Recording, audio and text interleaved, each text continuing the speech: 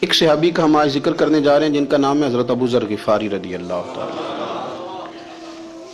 ہمارے صوفیاء تصوف میں ایک جملہ بولتے ہیں کہ تیرا تو فقر فقر ابو ذر ہے، یعنی جن کو صحیح درویش کہتے ہیں نا، صحیح درویش۔ مولا علی شیر خدا رضی اللہ تعالیٰ عنہ فرمایا کرتے دو ہی تو بندے ہیں جو رب کے رستے میں کسی شے کی پرواہ نہیں کرتے۔ حضور کون سے؟ فرمایا ایک ابو ذر غفاری ہے اور دوسرے علی المرتضیٰ ہے۔ مولا علی فرمایا کرتے یہ نا مسلمانوں میں سے چوتھے یا پانچویں مسلمان ہیں۔ شروع سے ایک سلیم الطبع آدمی، کچھ لوگ طبعاً بڑے نفیس ہوتے ہیں، طبعاً ہی اللہ کی طرف سے شروع سے ہی۔ ان کا جو قبیلہ تھا بنو غفار وہ راہزنی کرتا تھا، لوگوں کو لوٹ لیتا تھا۔ شروع میں یہ کام کیا لیکن جب کچھ لوگوں کی چیخیں کانوں میں گئیں تو چھوڑ دیا، فرمایا نہیں یار طبیعت نہیں مانتی۔ اور نبی پاک کا کلمہ پڑھنے سے پہلے ہی بتوں کی پوجا چھوڑ کے رب کی عبادت شروع کر دی۔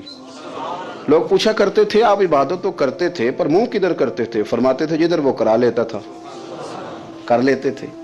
کسی نے انہیں بتایا کہ مکے میں ایک شخص ہیں جنہوں نے اعلان نبوت کیا ہے، آپ کی طرح کی باتیں کرتے ہیں۔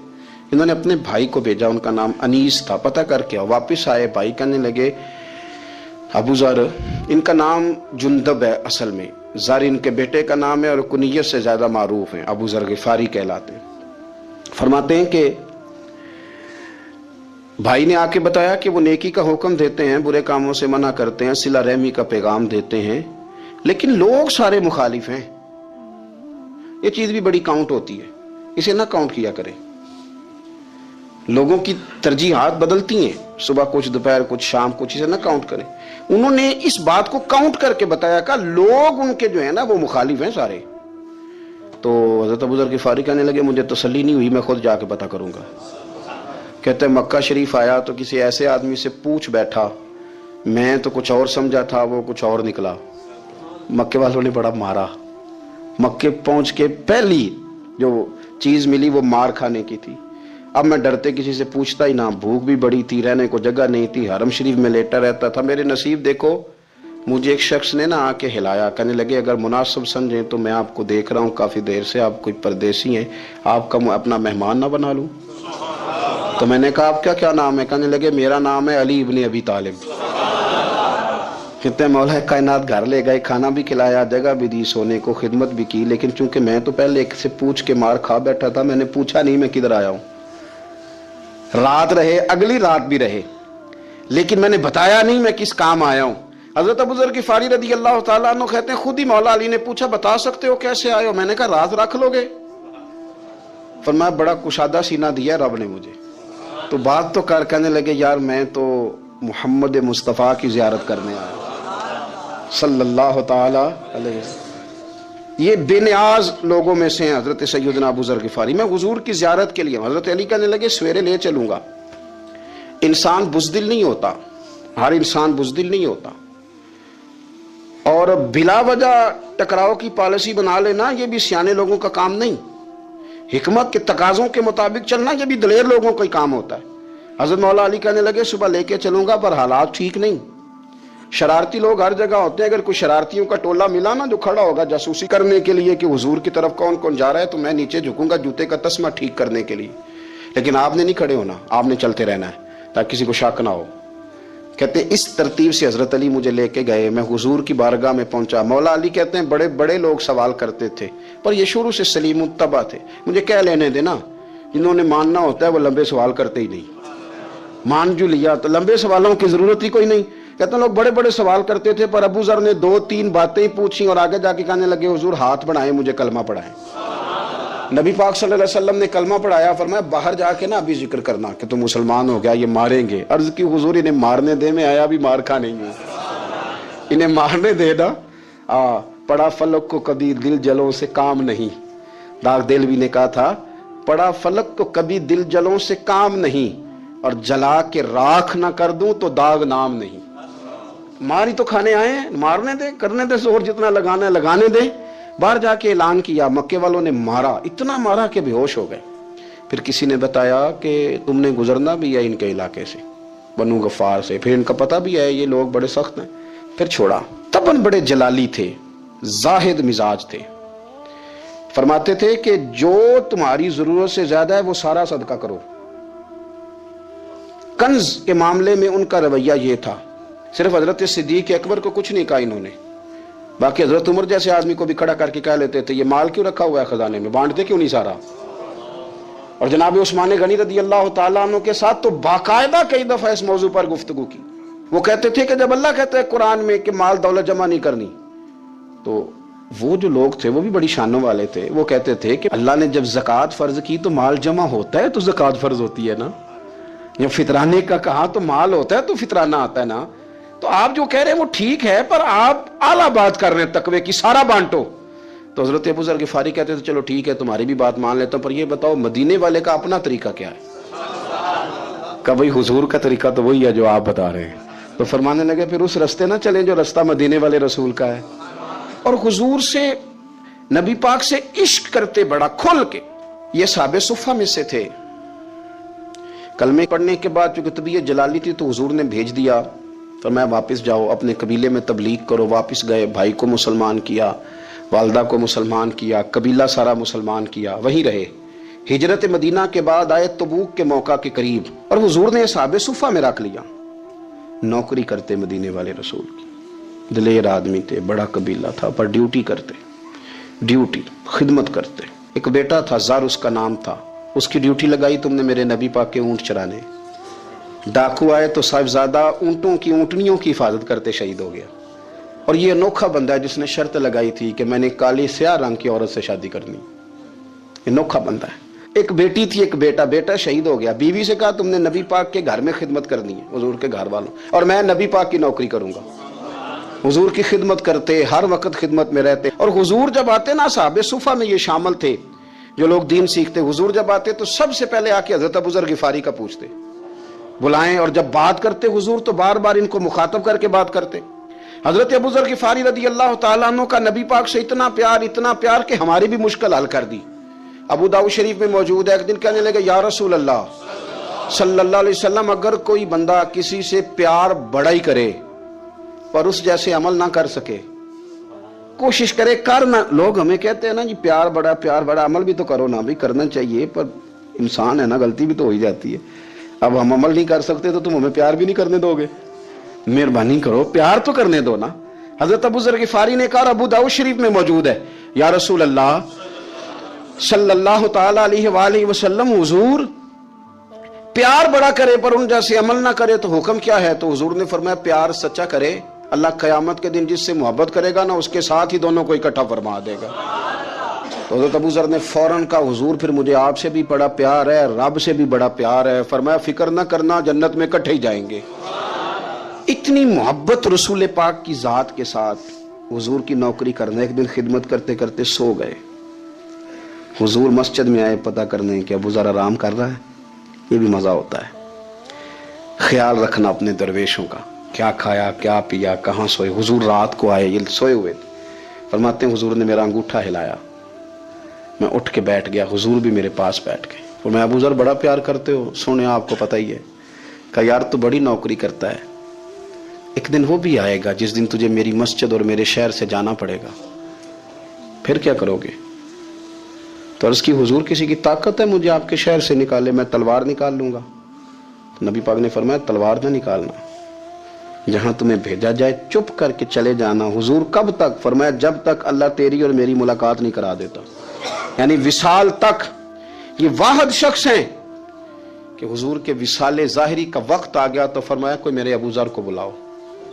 جب یہ آئے تو حضور لیٹے ہوئے تھے، یہ جھکے نبی پاک کی طرف، حضور میں حاضر ہوں، تو حضور نے پکڑ کے سینے کے ساتھ لگا لیا۔ میرے رسول پاک صلی اللہ علیہ وسلم کی خدمت میں ایک دفعہ عرض کرنے لگے حضور مجھے صوبے کا گورنر بنا دے۔ تو نبی پاک نے فرمایا ابو ذر میں عہدے پسند نہیں کرتا، تو تمہیں بھی میں کہتا ہوں عہدہ نہ لینا، تمہیں بھی کہتا ہوں عہدہ نہ لینا۔ فرمایا ابو ذر میں جو چیز اپنے لیے پسند کروں گا تمہیں بھی اسی کا مشورہ دوں گا، تم بندے اچھے ہو پر یہ کام تمہارے بس کا نہیں ہے۔ بڑے زاہد آدمی میرے رسول کریم صلی اللہ تعالی علیہ وآلہ وسلم نے ان کے بارے میں فرمایا جس طرح نبیوں میں حضرت عیسیٰ علیہ السلام ہوئے، حضرت عیسیٰ دیکھیں نا، انبیاء میں اللہ تعالیٰ نے ہر قسم کی عظمت نبیوں کو دی۔ جناب سلیمان علیہ السلام کا تو تخت بھی ہوا میں اڑتا تھا، جن تک تابعدار تھے، اور نبیوں میں حضرت عیسیٰ بھی ہیں جن کے پاس گھر بھی کوئی نہیں، شادی بھی کوئی نہیں کی، اینٹ سرانے رکھ کے تکیہ بناتے، ایک ان کے پاس کنگھی تھی اور ایک پیالہ تھا۔ دیکھیں جو بندہ نیک ہو نا، وہ بھی نیک ہیں، اللہ کے نبی ہیں، آپ اپنا تقوی مسلط نہیں کریں گے، جو وہ کر رہے ہیں وہ بھی مخلص ہو کے کر رہے ہیں۔ حکومتیں جو چلانی ہیں تو وہ کس نے چلانی ہے؟ اگر نیک بندے نہیں آئیں گے تو غلط لوگ آئیں گے، قوموں پہ ظلم کریں، وہ بھی اپنی جگہ ٹھیک ہے، لیکن یہ جو کر رہے ہیں یہ بات بھی اپنی جگہ بالکل ٹھیک ہے۔ ہم پتہ کیا کرتے ہیں، ہم چیزوں کو مسلط کرتے ہیں، ایک دوسرے پر مسلط نہیں کریں چیزوں کو۔ آپ جو کر سکتے ہیں، جو رستہ آپ کو صحیح لگتا ہے اختیار کر لیں، یہی تو ہمارے دین کا حسن ہے کہ سارے رستے واضح کر کے ہمیں دکھاتا ہے۔ حضرت عیسیٰ علیہ السلام نے ایک دن دیکھا کہ ایک بندہ نا انگلیوں کے ساتھ اپنے بال سیدھے کر رہا ہے، تو آپ نے فرمایا یار کنگھی کے بغیر بھی کام چل سکتا ہے، کنگھی بھی خیرات کر دی۔ دیکھا ایک بندہ ہاتھ کا تکیہ بنا کے لیٹا ہے، تو فرمایا اینٹ بھی دے دو، کسی کے کام آ جائے گی۔ ایک دن دیکھا کہ ایک بندہ نا یوں چلو میں پانی پی رہا ہے، فرمایا پیالہ بھی رہنے دو، اس کے بغیر بھی کام چل ہی جاتا ہے۔ جناب عیسیٰ کا یہ زہد تھا۔ میرے نبی پاک علیہ السلام نے فرمایا جس نے جناب عیسیٰ کا زہد دیکھنا ہو وہ میرے ابو ذر غفاری کو دیکھے، ان کو دیکھے، یہ دنیا میں جناب عیسیٰ کے زہد کے مطابق چلتے پھرتے ہیں۔ ساری زندگی دولت کو، مال کو پسند نہیں کیا۔ جہاں رہتے تھے ایک گورنر صاحب نے 300 دینار تحفے میں بھیجے، تو ایک ہوتا ہے نا بندہ کہتا نہیں نہیں ضرورت نہیں، اور حضور سید عالم صلی اللہ علیہ وسلم نے حضرت عمر سے فرمایا تھا جو خود بخود آ جائے وہ قبول کر لو اللہ کی طرف سے، لیکن ان کا رنگ فقیری والا تھا اور تھوڑا انوکھا تھا۔ 300 دینار آئے تو فرمانے لگے اسے جا کے کہو تمہیں کوئی اور بندہ نہیں ملا دھوکہ دینے کے لیے، میرے گھر ہی مال بھیج دیا ہے۔ فرمانے لگے میرے پاس گدھا ہے سواری کرنے کے لیے، میرے پاس بکریاں ہیں دودھ پینے کے لیے، میرے پاس ایک چادر اضافی ہے سامان میں سے، میں تو ڈرتا ہوں کہ رب کہیں اس چادر کے بارے میں سوال نہ پوچھ لے، اور تم ہو کہ میرے پاس یہ لے کے آئے ہو۔ حضرت عثمان غنی کے پاس جا کے کہا کرتے کتنا لوگوں کے پاس پیسہ آ گیا ہے، ہر بندے کے گھر میں مال ہے، یہ کیا ہو رہا ہے، لوگوں سے کیا خرچ کریں غریبوں پہ۔ حضرت عثمان غنی فرمانے لگے تمہیں تو خوش ہونا چاہیے کہ میرے دور میں لوگ خوشحال ہو گئے ہیں۔ آپ فرمانے لگے نہیں، وہ والا رنگ زیادہ بہتر ہے جو مدینے والے نے اختیار فرمایا، کیونکہ کچا رنگ للاری والا چڑھدا تے لیندا رہندا عشق تیرے دا رنگ محمد، جدوں چڑھ جائے پھر نہیں لیندا۔ آپ کی طبیعت کے اندر دولت سے بیزاری، حضرت ابو درداء، حضرت ابو موسیٰ اشعری، حضرت ابو ہریرہ رضی اللہ تعالیٰ عنہ، یہ سمجھ لیں ان کے کلاس فیلو تھے، ان کے ساتھ پڑھا تھا انہوں نے۔ حضرت ابو ذر غفاری ان پر بھی جلال کرتے ہیں۔ آپ یقین کریں کہ طبیعت نا ایسے کیف میں آ گئی ان کو پڑھ کے، ان کو پڑھا جب کچھ دنوں سے تو کچھ انوکھا، یہ انوکھی وجہ ہے، سارے زمانے سے نرالے ہیں، یہ بندے کون سی بستی کے یار اب رہنے والے ہیں، یہ کس طرح کے لوگ ہیں، کیا سوچ ہے۔ حضرت ابو درداء رضی اللہ تعالیٰ عنہ کے گھر کے قریب سے گزرے تو حضرت ابو درداء مکان بنا رہے تھے، کیا جملہ کہا، تڑپ گئی روح۔ فرمانے لگے ابو درداء تجھ سے مجھے یہ امید نہیں تھی یار۔ فرمایا کیا ہوا؟ فرمانے لگے اب تیرا مکان بنانے کے لیے بھی اللہ کے بندوں کی پشتوں پر اینٹیں رکھی جائیں گی، تیرا مکان بنانے کے لیے رب کے بندوں کی پشتوں پر اینٹیں تیرے لیے۔ حضرت ابو درداء نے گردن جھکا لی، فرمایا یار جہاں تو ہے نا تو بالکل ہی ٹھیک کہتا ہے۔ کیوں؟ میرے نبی پاک صلی اللہ علیہ وسلم نے فرمایا اس زمین کے اوپر اور آسمان کے نیچے ابو ذر غفاری سے سچا بندہ کوئی نہیں، ان سے زیادہ سچا کوئی نہیں۔ فرمایا تو ٹھیک کہتا ہے یار، صحیح کہتا ہے۔ حضرت ابو موسیٰ اشعری رضی اللہ تعالیٰ عنہ کو گورنر بنا دیا گیا عراق کا۔ اب حضرت ابو موسیٰ اشعری صحابہ میں ایک بڑے جلیل القدر صحابی ہیں، اور ان کی عظمتیں، رفتیں، بلندیاں کیا کہنا، بڑی گہری دوستی تھی، لیکن جب وہ گورنر بن گئے نا تو آپ نے فرمایا بس بھئی اب تو نے عہدہ لے لیا ہے، یہ بندے کو ٹھیک نہیں رہنے دیتی چیزیں، اب تو عہدے میں چلا گیا۔ بڑی مدت کے بعد ملاقات ہوئی حضرت ابو موسیٰ اشعری کے ساتھ، وہ دوڑ کے آئے حضرت ابو ذر غفاری کے گلے ملنے، میرا بھائی میرا بھائی۔ فرمایا پیچھے ہٹ جا، میں نہیں تیرا بھائی، تو گورنر ہے، میں غریب آدمی ہوں، اپنا کام کر۔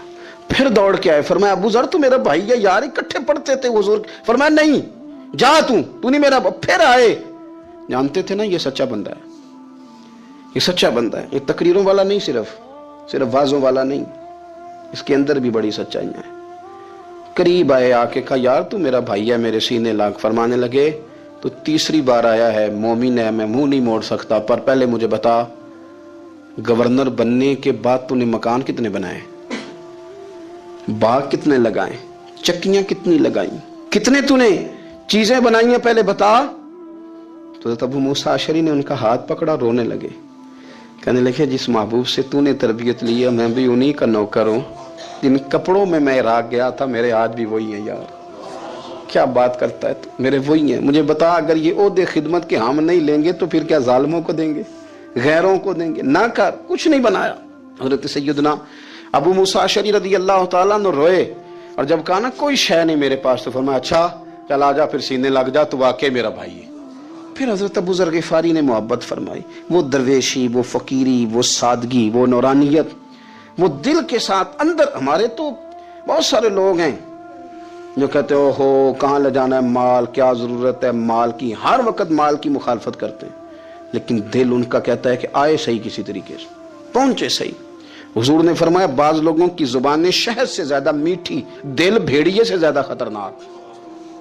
ऊपर से कह कुछ रहे हैं, अंदर हालात कुछ और हैं। लेकिन हजरत अबू ज़र ग़िफ़ारी रज़ी अल्लाह ताला अन्हु दूरी दौलत से, आप फरमाते क्यों है लोगों के पास माल, किस लिए इतना माल जमा किया है? क्या सारी गरीबी खत्म हो गई है, गुर्बत मिट गई है सारी? क्यों लोग माल बनाते हैं? एक और आपकी क्लास फेलो थे जो बसरे के गवर्नर बने, अब्दुल्ला बिन आमिर रदी अल्लाह ताला। एक साहब से मुलाकात हुई, जनाब नाफे ताई उनका नाम था। तो अबू ज़र ग़िफ़ारी से वो बड़े शौक से मिलने आए, हुजूर के सहाबी समझ करके। फरमाया कहाँ के रहने वाले हो? कहा मैं तो बसरे का रहने वाला हूँ। फरमाया वहाँ मेरे एक क्लास फेलो हैं अब्दुल्ला बिन आमिर, का वो तो आजकल गवर्नर हैं। फरमाया मेरा एक पैगाम दे दोगे उसको जाके? कहा हुजूर दे दूंगा। फरमाया उससे जाके कहना तो गवर्नर बन के भी जिंदा ही है, और मैं पानी का प्याला पीता हूँ, खजूर खाता हूँ और रब की इबादत करता हूँ, मैं भी तो जिंदा ही हूँ ना, तू भी जिंदा ही है, इससे आगे कुछ नहीं है। और मैं खजूर खाता हूँ, पानी का प्याला पीता हूँ, मैं भी तो जिंदा हूँ ना। अल्लाह अकबर। नाफे ताई कहते हैं इस पैगाम की समझ नहीं आई, लेकिन मैं लेके गया। अब्दुल्ला बिन आमिर से मेरी मुलाकात हुई तो मैंने कहा जी एक पैगाम देना है, तो उन्होंने कुछ तवज्जो नहीं की। जब मैंने बताया ना कि हज़रत अबू ज़र ग़िफ़ारी का पैगाम है, तो उन दोनों आंखें खोल दी, कहने लगे जल्दी बताओ उन्होंने क्या कहा है। फ़क्र और दरवेशी के रस्ते पे चलने वालों के इमाम सैयदना अबू ज़र ग़िफ़ारी ने क्या कहा है? तो कहते ना मुझे पास बिठा लिया, शफ़क़त फरमाई, कहने लगे अब बताओ उन्होंने क्या कहा है। तो अर्ज करने लगे उन्होंने कहा है कि तू गवर्नर है, तू भी जिंदा है, और मैं खजूर खाता हूँ, पानी पीता हूँ, रब को याद करता हूँ, मैं भी तो जिंदा ही हूँ ना। कहने लगे एक दफ़ा फिर कहा उन्होंने कहा था कि मैं खजूर खाता हूँ, पानी पीता हूँ, इबादत करता हूँ, मैं भी तो जिंदा। कहा एक दफ़ा फिर कहते हैं तीसरी दफ़ा कहा तो वो इतना रोए कि उन्होंने चादर में मुंह छुपा लिया। कहने लगे यार वो ठीक ही कहता है, वो सही कहता है, इतना माल, इतने ओहदे, इतनी चीजें, इतना कुछ जमा करके रखा है, इनका हिसाब देना, इन चीजों की अल्लाह के हुजूर क्या उज़र पेश करेंगे, किस तरह रब की बारगाह में बताएंगे, क्या वजह थी, किन चक्रों में हमने जिंदगी गुजार दी। सैयदना अबू ज़र ग़िफ़ारी रज़ी अल्लाह ताला अन्हु ने अपनी हयात मुबारक सारी की सारी फरमाते थे कि हम नहीं अमल करेंगे तो कौन करेगा। वो खास सादगी, वो खास। और पता है मेरे नबी पाक ने क्या फरमाया? फरमाया मुझे मेरे रब ने हुक्म दिया है कि मैं 4 लोगों से प्यार करूं। अल्लाह अकबर। काश है कभी आप इस हदीस के जुमलों को समझें। ओ यार अल्लाह ने हुक्म दिया है, महबूब प्यार करे। हुजूर किस से? तो पहले 3 मरतबा नबी पाक ने एक ही शख्स का नाम लिया, फरमाया अली से, अली से, अली से, फिर फरमाया अबू ज़र ग़िफ़ारी से, फिर फरमाया जनाब मिक़दाद से, फिर फरमाया सलमान फ़ारसी से। रब ने मुझे कहा इनसे प्यार करो। हज़रत अबू ज़र ग़िफ़ारी तो भूख के मौके पर ना ऊंट पे बैठे थे, पीछे रह गए। ऊंट पर बैठे थे तो पीछे रह गए। ऊंट सुस्त था, थक गया, चल नहीं रहा था। हजरत अबू ज़र ग़िफ़ारी रज़ी अल्लाह ताला अन्हु पहले तो उसे ले गए ये गांव में कि ऊंट बीमार हो गया, उसका इलाज कराया, लेकिन जब वो ठीक ना हो सका ना तो ऊंट वहीं छोड़ दिया। हुजूर सल्लल्लाहु अलैहि वसल्लम के पीछे जरूर पहुंचना है मैदान तबूक में।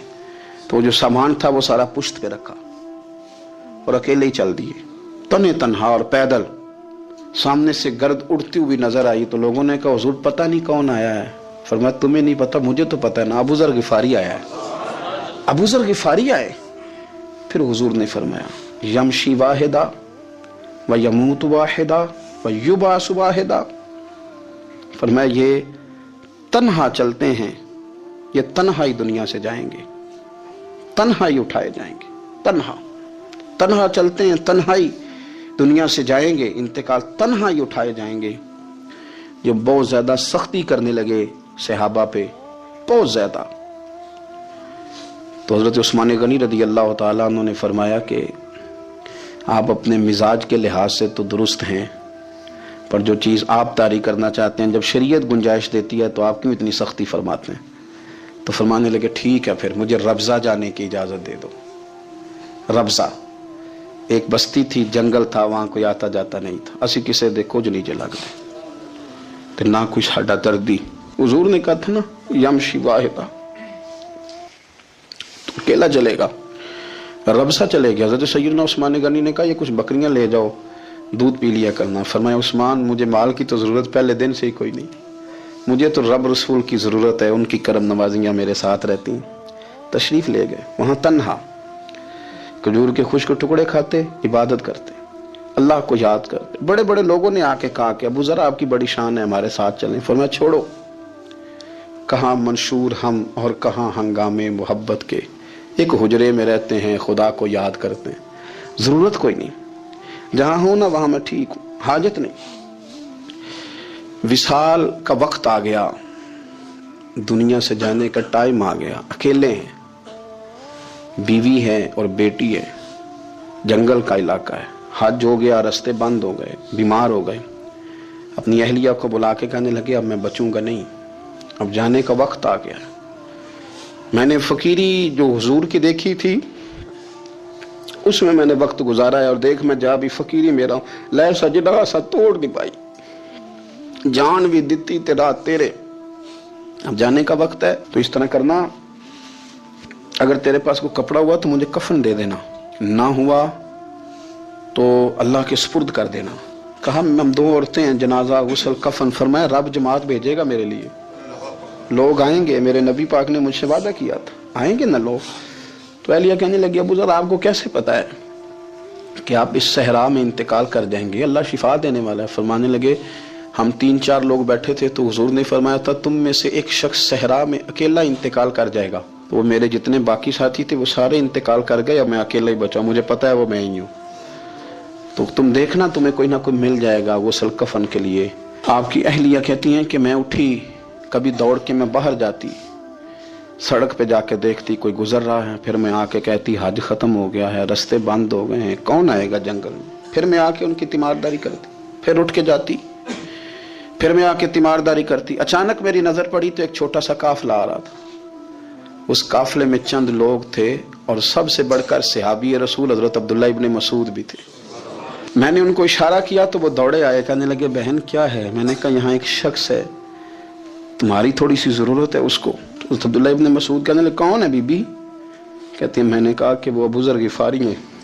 کہتے تڑپ کے روئے عبداللہ ابن مسعود، تڑپ کے کہنے لگے ابو ذر میرے نبی پاک کا پیارا، میرے ماں بھی اس پہ قربان، میرا باپ بھی قربان، کدھر ہے جلدی بتاؤ۔ کہتی میں لے آئی، 4-5 لوگ تھے وہ۔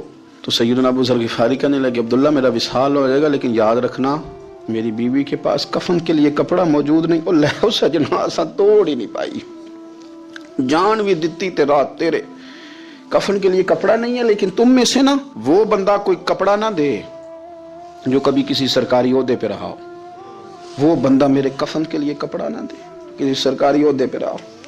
ایک انصاری جوان کہنے لگا ابو ذر میں کبھی کسی عہدے پہ نہیں رہا، اگر آپ میری چادر قبول کر لیں کفن کے لیے تو میں ٹھیک ہے، میں نے نا حضور کے طریقے پر زندگی گزاری ہے، چپ کر کے میرا جنازہ پڑھ دینا اور مجھے کہیں اور نہ لے کے جانا، اسی کسی دے کچھ نہیں جو لگ دے تو نہ کوئی ساڈا دردی، یہیں کسی صحرا میں جنگل میں یہیں کوئی قبر کھود کے مجھے دفن کر دینا، مجھے جانے نہیں ہے کسی جگہ۔ حضرت عبداللہ ابن مسعود رضی اللہ تعالیٰ عنہ نے جنازہ پڑھایا، اور اس درویش کو جو 5ویں یا 4تھے مسلمان ہیں ان کو وہاں دفن کیا۔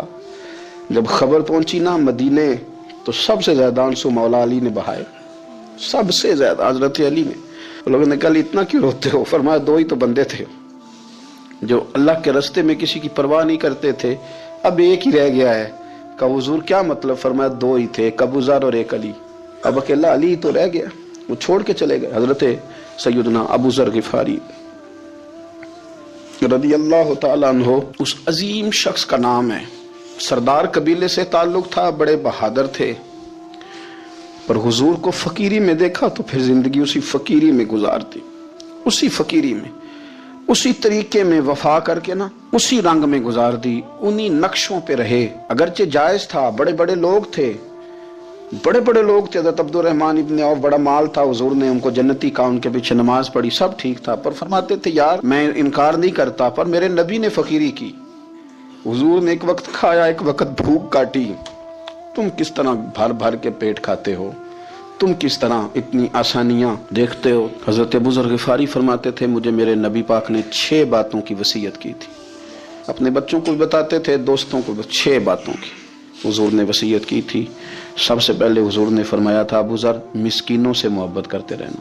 دوسرا نبی پاک صلی اللہ علیہ وسلم نے فرمایا تھا جب بھی دیکھنا نیچے والوں کو دیکھنا، اوپر والوں کو نہ دیکھنا. مالداروں جاگیرداروں پہ توجہ نہ کرنا، ذہن خراب ہوگا. نیچے دیکھنا، غریبوں کی طرف توجہ رکھنا. تیسرے نمبر پر نبی پاک صلی اللہ علیہ وسلم نے فرمایا تھا ہر حال میں حق بات کہنا اگرچہ وہ کڑوی ہو. چوتھے نمبر پہ میرے محبوب نے فرمایا تھا اللہ کے معاملے میں کسی کی پرواہ نہ کرنا، کوئی کیا کہتا ہے کہتا رہے، تم رب کے رستے پہ چلتے رہنا، ملامت کی پرواہ نہ کرنا. اور 5ویں نمبر پر میرے نبی پاک نے مجھ سے کہا تھا اگر رشتہ دار تجھ سے تعلق توڑیں بھی نہ تو جوڑ کے رکھنا، صلہ رحمی نہ چھوڑنا. اور 6 نمبر پر حضور نے فرمایا تھا اللہ کے عرش کے خزانوں میں سے خزانہ ہے لا حول ولا قوت الا باللہ العلی العظیم. حضور نے فرمایا اسے پڑھتے رہنا، اسے کبھی نہ چھوڑنا. اے اللہ ان نیک اور پاک لوگوں کا صدقہ ہمارے دلوں کو تقویٰ عطا فرما. آخر دعوانا ان الحمدللہ.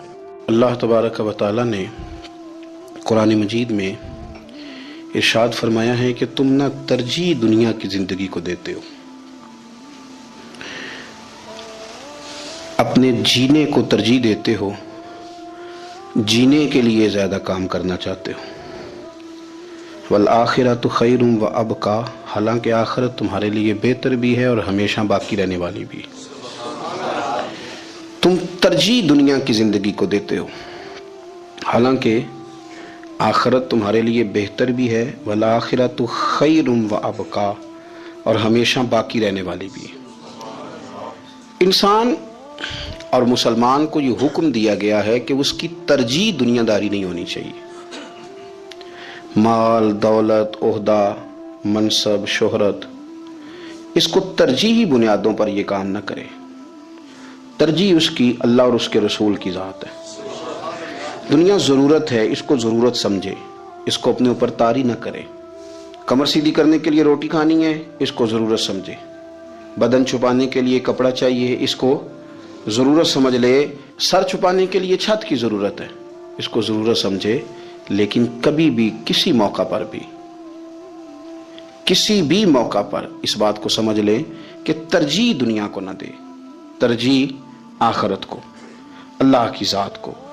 ہماری آخرت کس طرح ٹھیک ہو سکتی ہے، آخرت میں کامیاب کس طرح ہو سکتے ہیں، آخرت میں اللہ تعالیٰ کی رضا کیسے پا سکتے ہیں، اس کو ترجیح دینی چاہیے.